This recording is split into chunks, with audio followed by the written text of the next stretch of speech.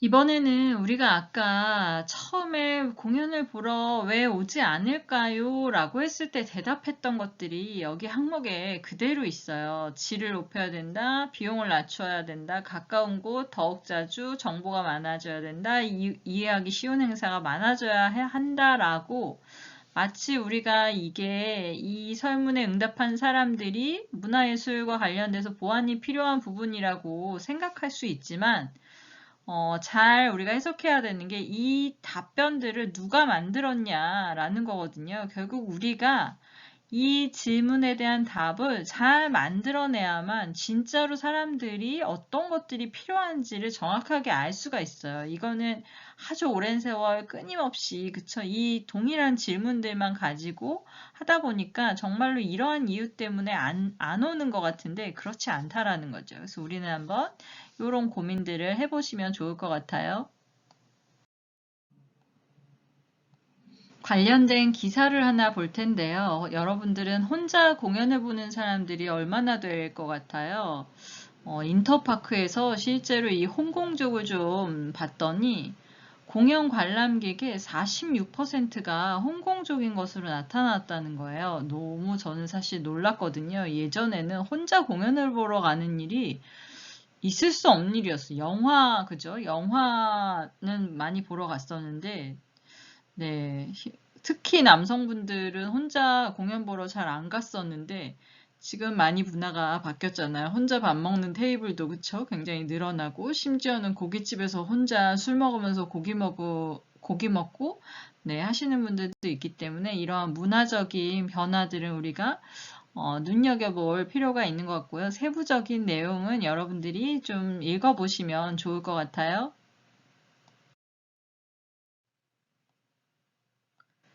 네, 이번에도 공연 사례인데요. 클래식 공연을 보러 사람들이 안 온다고 클래식의 내용만 그쵸? 쉽고 재미있게 한다고 사람들이 오지는 않는다는 거죠. 그래서 여기 같은 경우에는 왜 불편하게 앉아서 듣죠? 이런 것처럼 유모차 끌고 엄마 아빠 같이 와서 여기 편하게 그쵸? 이렇게 눕고 뭐 굉장히 다양한 방식으로 클래식을 즐길 수 있도록 노력하고 있는 이제 공연계 이런 것들도 한번 생각해 보면 좋을 것 같습니다. 상상할 수 없는 일이었죠. 이렇게 누워서 본다는 게 시끄럽게, 그쵸?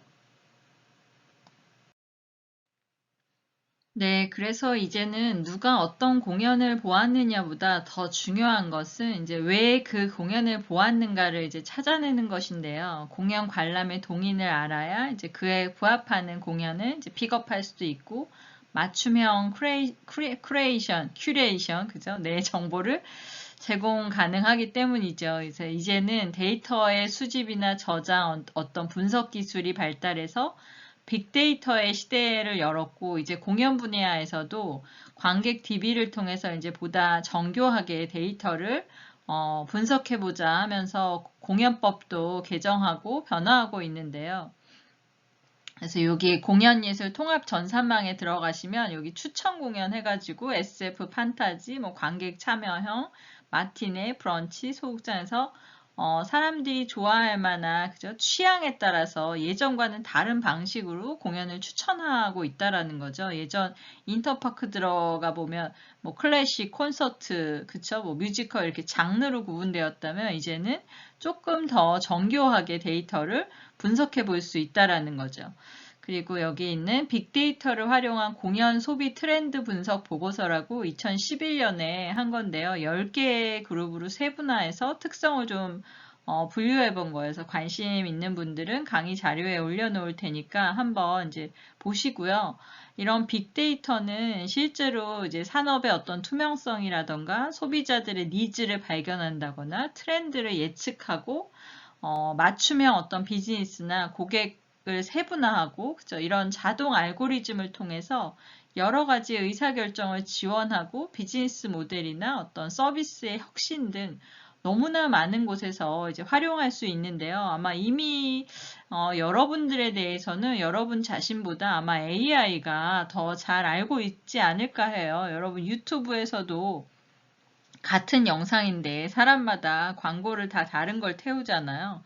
그래서 여러분이 막 꼭 필요한 여러분한테 그쵸? 맞는 광고를 거기에 넣어서 사도록 만들거나 혹은 이제 반복해서 노출을 해가지고 굉장히 필요하고 사고 싶도록 만들고 있다라는 거죠. 제가 최근에 그 속옷 광고를 하나 봤더니 지금은 내가 유튜브 어딜 들어가도 계속 속옷과 관련된 것만 노출이 되더라고요. 그래서 계속 보게 만드는 거예요.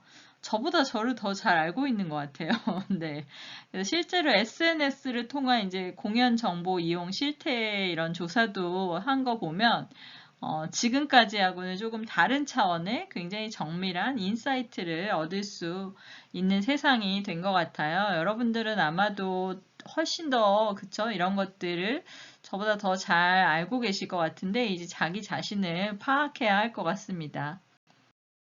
이제 조금 정리를 해보면 우리나라 문화예술 소비자와 관련된 아주 기본적인 정보는 81%가 문화예술을 직접 관람하지만 75%는 영화 관람을 하고 있다. 그렇지만 87%는 관람 의향이 있다. 그리고 여전히 소득이나 지역별로 조금 차이가 있고 이제 보완이 필요한 부분은 비용이나 작품의 질이 이제 압도적으로 많았고 눈여겨볼 거는 40대, 그죠?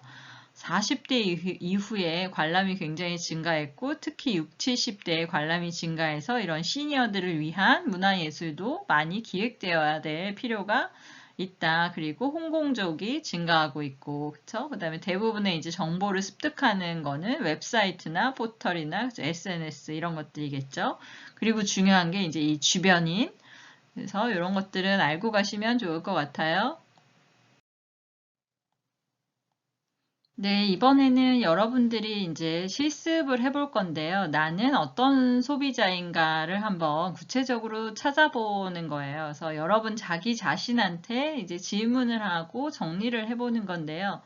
질문은 제가 이제 많이 적었지만 여기와 관련돼서 대답을 다 하셔도 되고 이 외에 내가 어떤 소비자인지 조금 더 추가적으로 설명하셔도 좋을 것 같고요. 여러 가지로 질문을 하고 작성을 해본 후에 이제 나름대로 정리를 좀 해보는 거죠. 아, 나는 이런 소비자구나. 그래서 정리해서 올리실 때는 김땡땡. 그래서 나는 어떤 사람인지 한번 이름도 붙여보시고요. 여기 있는 이름들을 참고하셔가지고 하셔도 되고 여러분들이 이름을 새로 만들어서 해보셔도 좋을 것 같아요. 그래서 일단 이름을 한번 붙이고 여기에 좀 정리해서 나는 이제 공연을 좋아하는데 어떤 공연을 좋아하고 이제 이유는 무엇인지 혹은 싫어한다면 이제 어떤 이유가 있는지 그리고 수동적인지 어떤 선도적인지 그리고 공연 관람 동기는 어떤 내적인 요인이 큰지 어떤 외부에서 오는 그쵸 앞에서 있던 자료들 참고하시고요. 그리고 정보 탐색은 어디에서 하는지 구매 후에는 만족했던 공연이 있다면 왜 만족했고 아 뭔가 만족하지 않았어 라는 공연은 어땠을 때 내가 불만족했는지 그 다음에 여러분들이 실제로 공연 관람 빈도는 그죠? 최근 1년을 가지고 하시면 될 것 같고요. 혹은 하고 싶거나 앞으로 그동안 못했다면 난 앞으로 최소한 월 1회씩 볼 거야. 뭐 이런 식으로 해서 조금 정리를 해서 올려주시면 감사드리겠습니다. 이게 원래 수업 때 하면은 이제 짝꿍이랑 서로 질문하면서 이제 정리를 해줬는데요. 혼자 하기 어려우시면 친한 친구 있으시면 질문하면서 답변하면서 서로 정리해 주시면 좋을 것 같아요. 네, 오늘 수업도 끝났고요. 오늘은 이제 신화가 무대 위에서 어떻게 펼쳐지는지도 살펴봤고, 공연예술 소비자에 대해서 조금 구체적으로 알아봤는데요. 우리가 공연을 기획할 때 어떤 소비자들을 대상으로 해야 하는지 고민이 필요하고, 그러기 위해서는 여러분 개인에 대해서도 먼저 아는 게 중요할 것 같아서 그거와 관련된 네, 정리 잘 부탁드리고요. 다음 주는 공연 분석을 이제 좀 구체적으로 들어가는 시간인데요. 햄릿 작품으로 플롯을 다시 여러분들이 구성해보는 그런 시간을 가질 거예요. 그리고 여기 위에 있는 국립창극단의 병강세 점찍고 옥녀라는 작품이 있었는데 이거 저희가 꼭 국립극장 가서 공연할 때 단체 관람 돈 내고 했었는데 지금 이 코로나로 온라인에서 하이라이트 공연을 보여주더라고요. 성인 인증도 해야 하고 하는데 너무 재미있고 좋은 작품이기 때문에 언제 이 영상이 내려갈지 모르니까 여러분 꼭 한번 보시면 좋을 것 같아요. 오늘 하루 수고하셨고요. 다음 주에 만나요.